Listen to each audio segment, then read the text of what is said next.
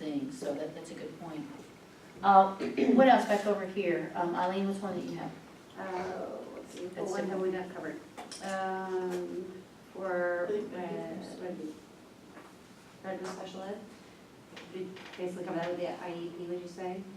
Okay, so for yellow, I would say the gifted students. Maybe providing extra challenges, like more detailed information, maybe some extra credit, little tack-ons for them if they want. Yeah, so, it was funny because before class started, Jeff and I were talking about the extra credit. There's some philosophies about extra credit that you're gonna be very careful of.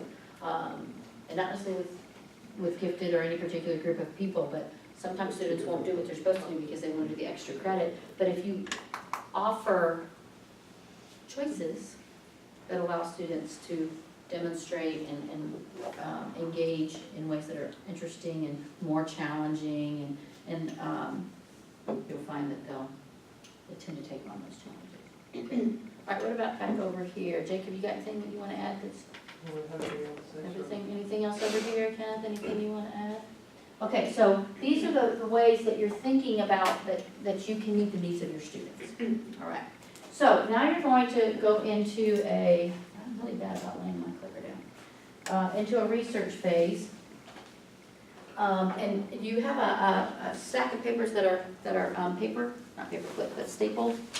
And if you, before you start reading through it, just flip through and look at each page just briefly so you can kind of get a sense of what is there. You'll see there's a lot of visuals. You'll see that there, on the second to the last page, there's an outline, a sort of a concept map sort of thing. And then the last page, there's an academic language handout. And so what I want you to do is to, some of this is sort of repetitive. It's in different ways, different formats. So I want you to find what appeals to you in that packet to focus on. And on the back side of your handout, you have notes from research. Take some notes on the aspects that you want to focus on. So there's one of the pages is in text, right? That you can read. So take a piece that you want to focus on and take some notes for a few minutes, and then I want some discussion. And if I don't hear some discussion in a couple of minutes, then I'll prompt you guys to start talking about it. And then, so you have a notes section, and then you have new findings. Like, oh, that's something that I hadn't thought about as it relates to the hypotheses. You can be writing in there. All right? Any questions? Okay, say go.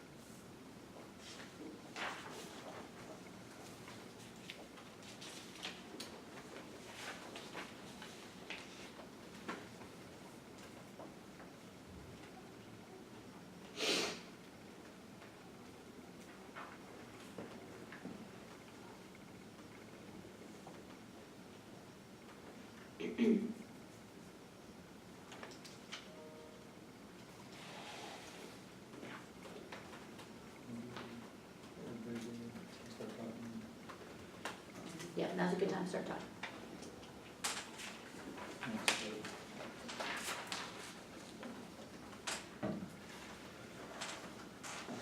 So basically, I use graphic organizers. I think we all know how to use that. I like them because it's, for the military workouts, you can follow the ball for everything.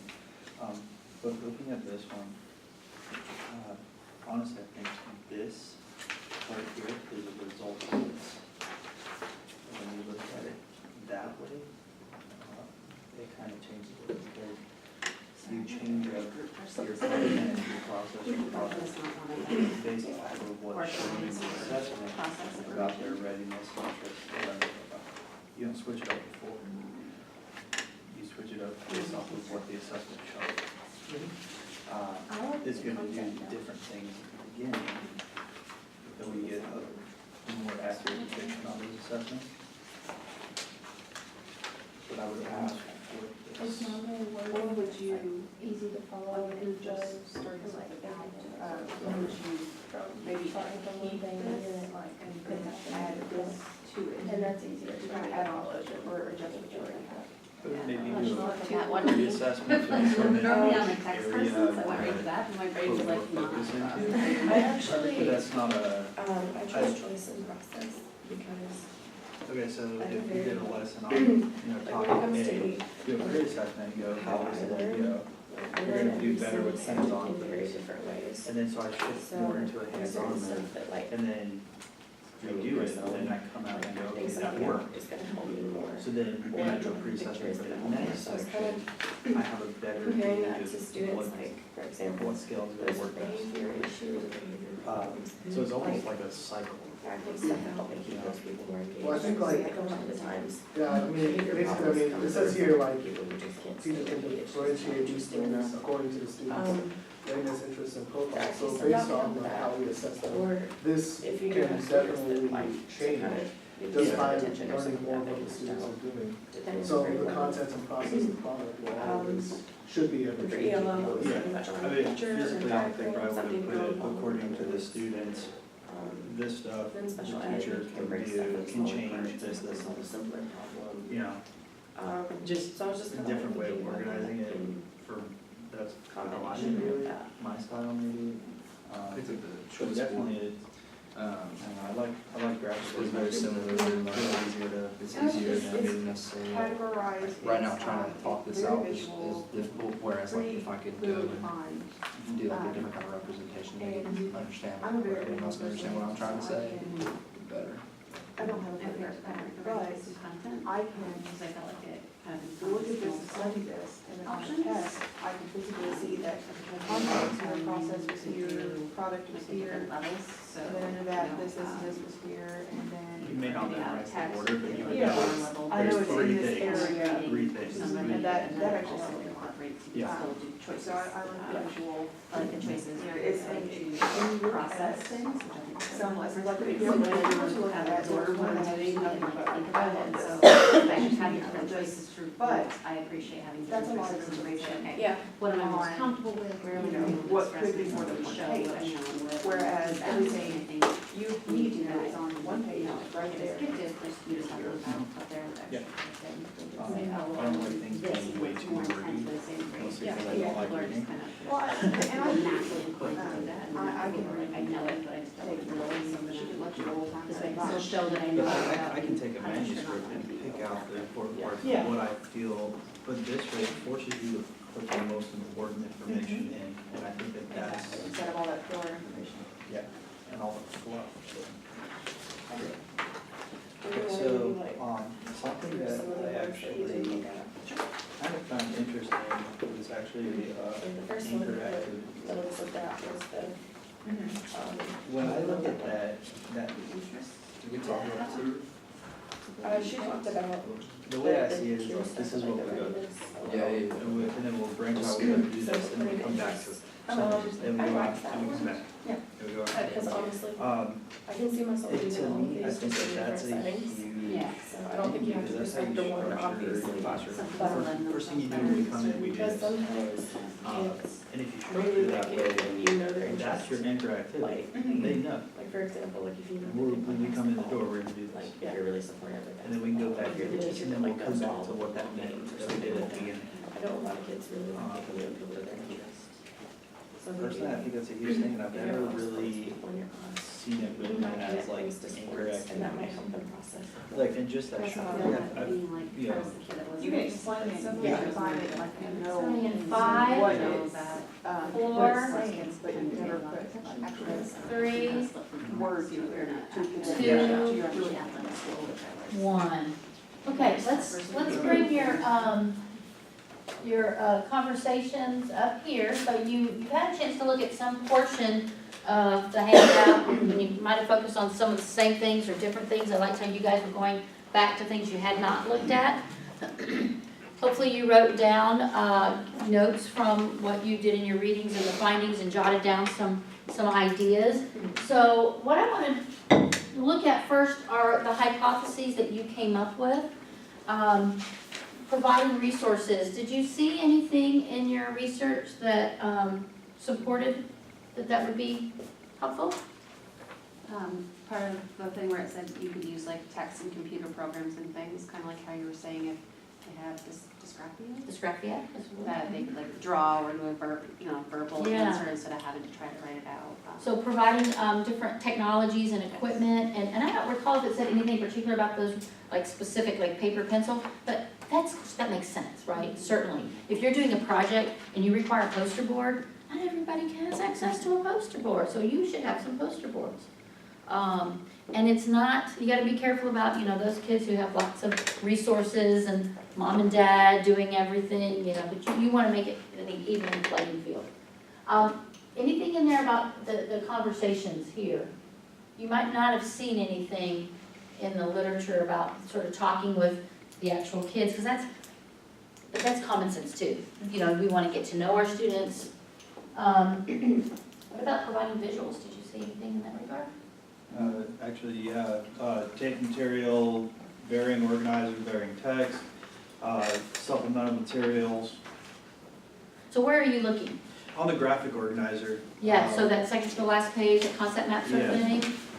Yeah, so, and visuals can help, they don't have to be visually impaired or English language learners to benefit from that. So good example. And actually with that, the majority of our group used this, this organizer is easy It's for very us. streamlined. I know Brianna said she liked that too. So yeah, visuals are there. We did say that these things certainly make sense. Did you see anything about translated versions?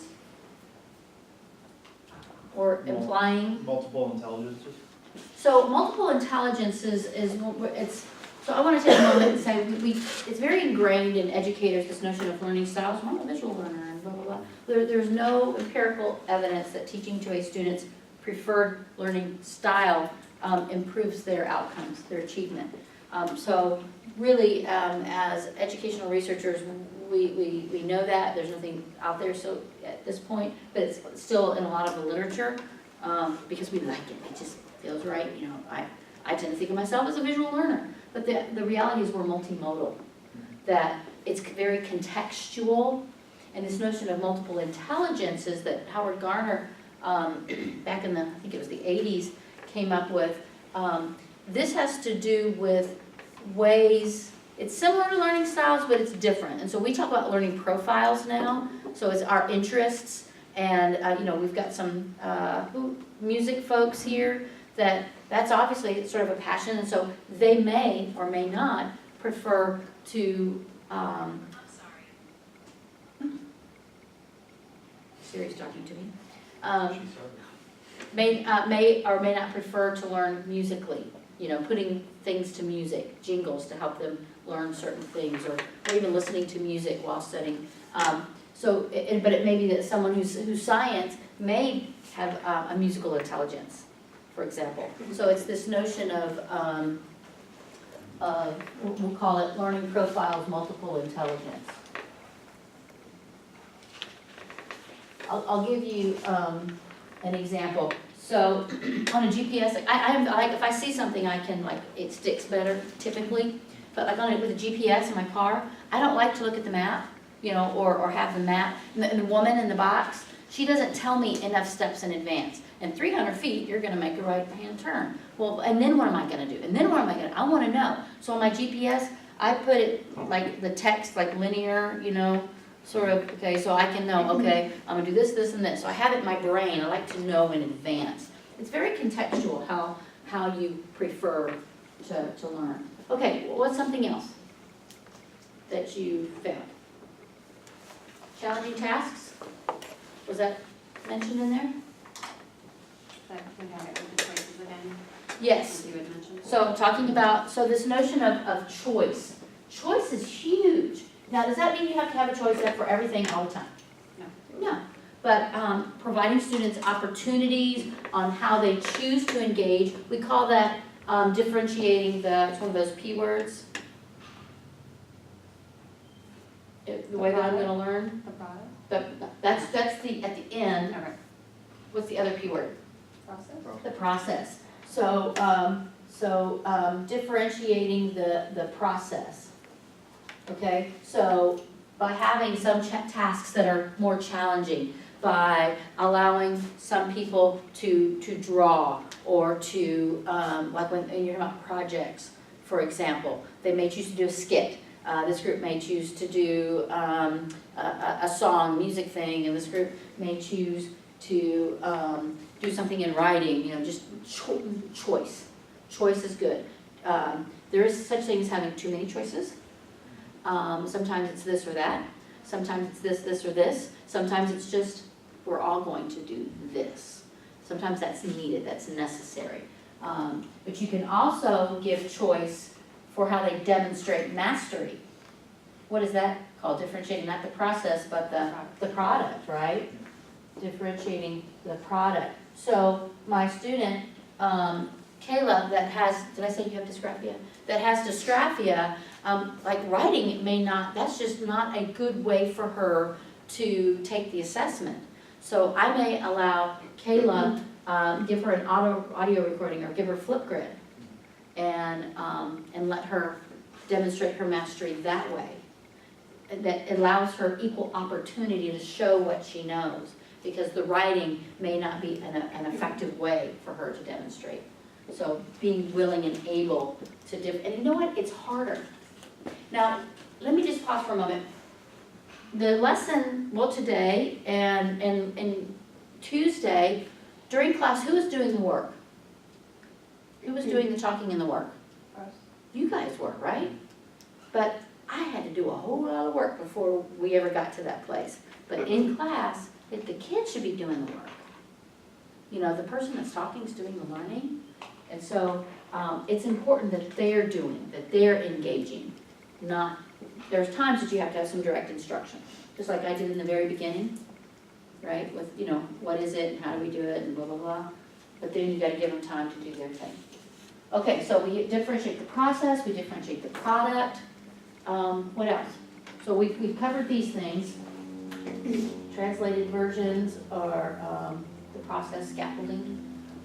What are some new findings, other findings? that we could record. And these are things that you could be writing on your sheet under new findings. There's a new findings section on the back, and there's a new findings section on the front that says group. Small groups. Okay, talk to me about that.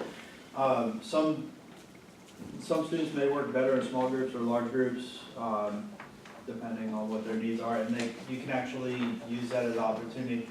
Like we're talking about, if I'm not that good at reading, I could have somebody there to help me, or if I'm colorblind and we're doing the M&Ms, I can have somebody there to help me. Mm-hmm. And that instantly becomes a small group, even though it's only one small group out of everybody else is doing their individual, that becomes a small group. Absolutely. So this notion of grouping, so small, and it's good to have a variety. Kids get bored quick. And me, I'm ADD. Like, after about 30 seconds, I'm like squirrel, I have a hard time staying on track. And so it's good for students to do multiple things. So small group, whole group. And it might be that groups are the same size, it might be that they're different. We call it flexible grouping. Sometimes you group homogeneously, so that this group all has an interest in, give me some. Sports. So, and you guys are all like maybe on the same team or just like sports in general. So we're going to group according to interests, right? And it could be that we're going to group according to readiness. So you guys are all have similar prior knowledge. You're at the same readiness level. So you're going to be grouped together for this particular activity. So we can group based on interest, readiness, and learning profile. But we can also group heterogeneously. So for readiness, instead of having all of you guys at the same readiness level, I want a heterogeneous grouping of higher level, lower level working here.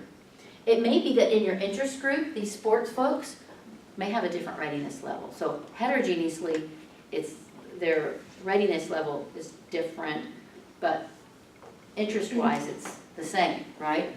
And you should be varying your groups. You should not always be with the same people all the time. Mix them up. Make them use each other's names. It's important. You learn their names, they need to learn each other's names. I have had student teachers in classrooms in the spring teaching with inquiry-based learning like we're doing, and the kids didn't know each other's names after they'd been together. That's egregious. That's like malpractice, in my opinion. They should know each other. Okay, so grouping, good. Flexible grouping. Homogeneous sometimes, heterogeneous sometimes, changing it up. What else? Manipulative? Manipulatives. Okay, so when we think about, so that's kind of goes like these resources, but the resources you guys were talking about, like if things that they needed, but these would be more like hands-on kind of. Like the M&Ms. Say it again? Like your Like M&Ms. the M&Ms. Yeah, so things that can make it, so we talked about like visuals. So I like to think of it as multimodal. We should be as multimodal as possible. Having things visual, having things to manipulate, having things to hear. My voice, you shouldn't hear my voice all the time, but you should be hearing different things. It might involve music. When you came in, there was music playing. There could be music playing during the lesson. We may get up like we did did we get up the other day and look at the boards? We just turned around and faced them. You faced them, okay. I think in my other two classes we got up because they were bigger. But anyway, so being multimodal, things that they can use with their hands, things that they can see, things that they can hear, different ways to experience, because it gives multiple pathways to that learning. So retrieval becomes, there's a higher likelihood of retrieval. That's brain-based learning, we know that. Good, what else did you find that we haven't talked about? Reteaching things? Okay, so we got to assess, and we have to know when to reteach. Now, if Kenneth's got it, and I'm reteaching to everybody, that's going to be really boring for him. We'll say this group over here gets it. You've got to have plans for reteaching. Who needs it? And doing it the same way may produce the same result, right? So sometimes you got to get creative, and it might be pairing. Jeff over here got it, Ken didn't. And so that might be an opportunity to say, let's get you guys together, because and I've had this happen on more than one occasion where I'm teaching something and there's somebody that just doesn't get it. And I try to make my classroom a safe space where someone can say, I don't understand, and me not get mad, right? that's important information. And I'd say, Jeff, help me out here. Could you explain it And Jeff would say almost exactly the same thing, and they go, oh, and I'm like, you know, but sometimes hearing another kid say it, or there may have been some word in there that they changed it, I don't know. But, you know, just because you're the teacher doesn't mean you can always do the best job of getting that across. So reteaching, good. What else did you see in there? You had a whole list of things, right? Why you differentiate and process product and what was the other one? Process product and help me out, I can't remember. Content. Well, what does that mean to differentiate the content? We can talk about that. Differentiating the content. Does that mean we're learning different things? Multi-level.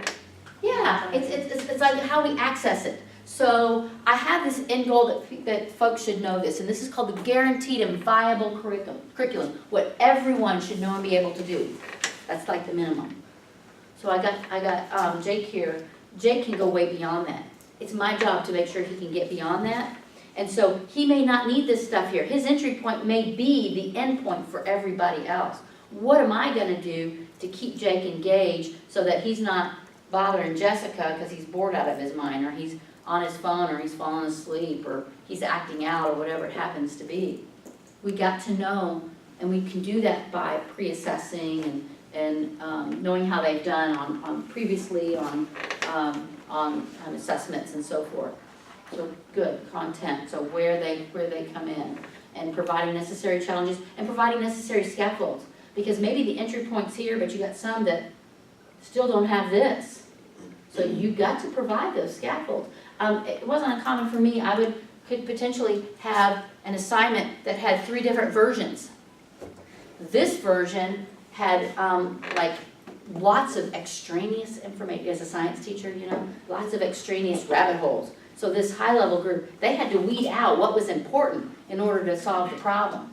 And then sort of the run-of-the-mill, you know, more average, you know, some rabbit holes, not too much, and then only the necessary information so that you guys could get right to it, because I knew it was going to take you longer. So you didn't need those extra challenges. You needed the meat and potatoes. So you can do that in your classroom. Okay, anything else? Something we actually talked about kind of on that was pre-assessments. Because pre-assessments could determine where you put your focus. Yes.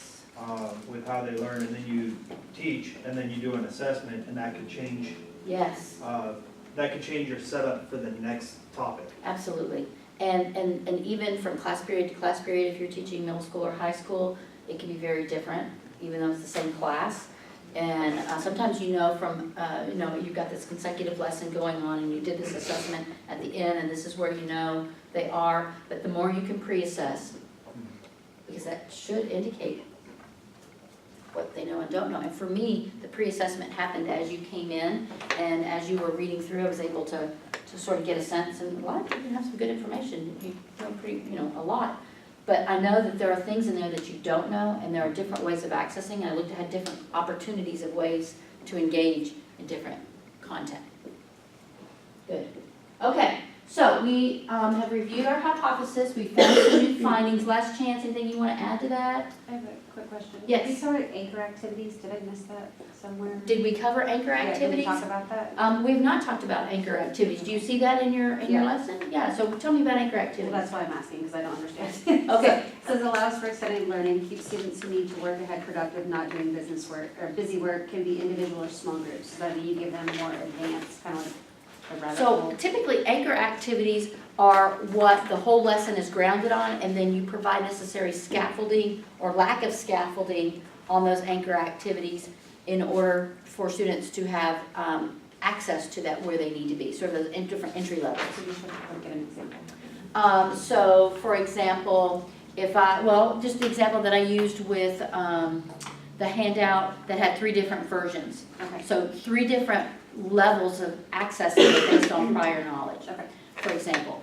Another, Would it be like, sorry, I didn't mention. no, go ahead. So my last semester, I was doing an honors, like observing an honors class. Uh-huh. And so for her regular class, like say they were doing an osmosis lab for the little gummy bears, right? Where they Mhm. want to see if the gummy bears get bigger or smaller or whatever, Uh-huh. according to osmosis. In her honors class, they then had to figure out like the density and the size Yes. and mass. And based on calculations, not on what, and then they had to like go measure it and see how close they were, stuff like that. So the anchor activity was osmosis the side. osmosis. And then the extra stuff is the. Yes. Okay, Yes. thank you. Good question. Okay? All right, so let's do a quick review. Who can tell me what differentiated instruction is? In just a few words. What was another name that we used for it? Different process, differentiating processes. Differentiating processes, so we're kind of using that same differentiated term. Responsive teaching. Responsive teaching, maybe a way of thinking about it, but yes, differentiating the process, the product, the content, based on students' readiness, interests, and learning profile. But it's really being responsive to the students, knowing them, knowing how to differentiate, what scaffolds to provide or lack of scaffolds, and how to allow them to correctly demonstrate what they know. All right, to whom should you differentiate? Everyone that needs it. So give me some examples. English language learners, gifted, special ed, behavior problems, even the average person, socioeconomically disadvantaged. And why should you differentiate? Provide them equal opportunity to learn. Equal opportunity. And is it hard? It is hard. Can it be a hassle? Yeah, it can be a hassle. But that's why it's your job, right? You do this, you don't go into teaching because you get summers off, y'all. Because like, you kind of do, but you kind of don't. Because then you're learning more, so you can be a better teacher. That's when you do workshops and go back to school and stuff. You become a teacher because you want to make a difference. And not just make the world a better place, because that's like my personal mission statement. It's more than that. It's making a difference in your life, in your life, in your life, you know, because you want to make a difference. And then, so just give me some examples of differentiated strategies. Anybody? Just something that you can do. Manipulatives. You can use manipulatives, Supplemental resources. extra resources, things that they might not have access to. Choices. Choices, Grouping when needed. grouping, flexible grouping. Different scaffolds, right? Depending on what they do. Anything else?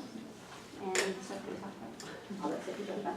Okay, so now we're gonna check for understanding. So you have your 3x5 card. I flipped it over, and if you need an extra one, I'll be more than happy to provide it to you. So I am going to assess you on the learning targets because that's what I should be assessing you on. So I would like for you to, on your 3x5 card, go ahead and put your name on the back side too, if you don't mind, just make it easier for me. If you need an extra one, let me know. I will probably need an extra one, please.